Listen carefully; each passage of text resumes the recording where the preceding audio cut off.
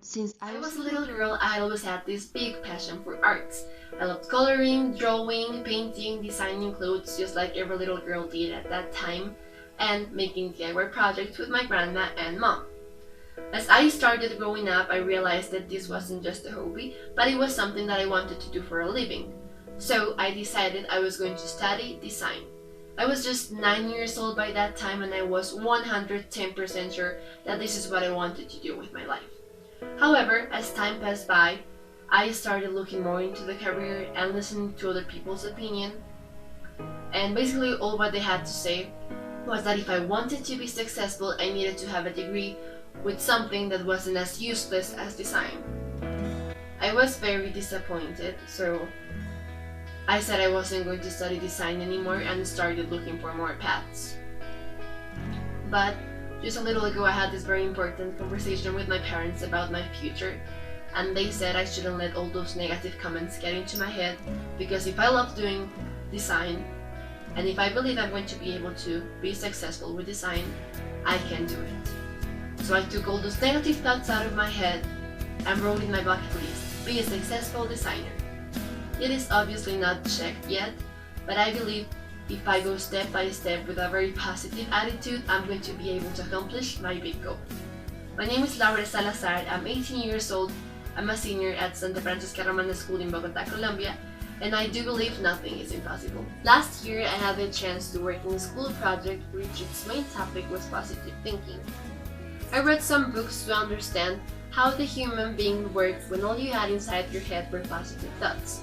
And according to some studies, your thoughts are 90% responsible of your actions. Your thoughts are responsible of where you are right now.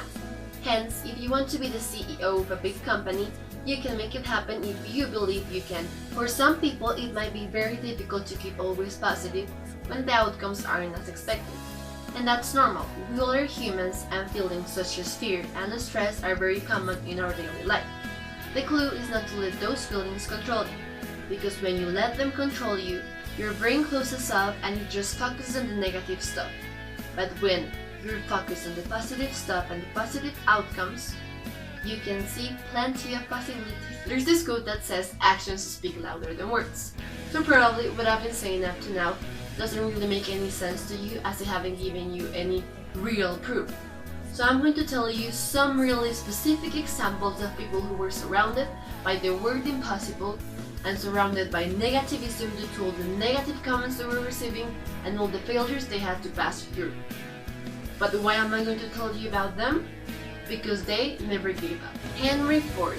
His early business failed and left him broke 5 times before he founded the successful Ford Motor Company. R.H. Macy.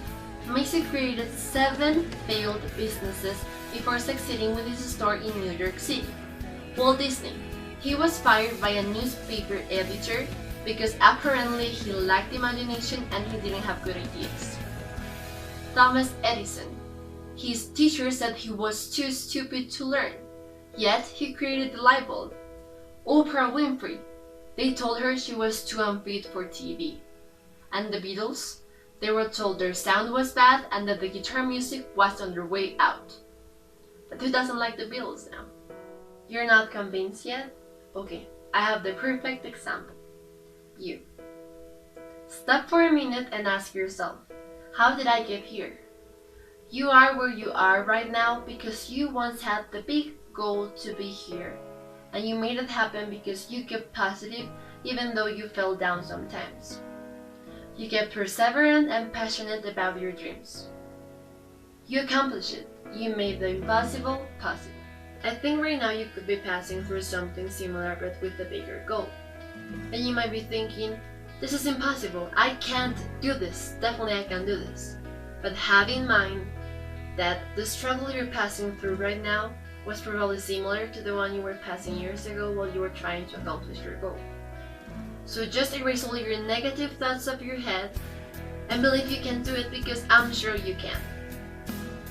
If you were able to accomplish your past goal, why wouldn't you be able to accomplish this one? I invite you to enrich yourself with a positive attitude and believe nothing is impossible. Because as Audrey Hepburn once said, the word itself says, I'm possible.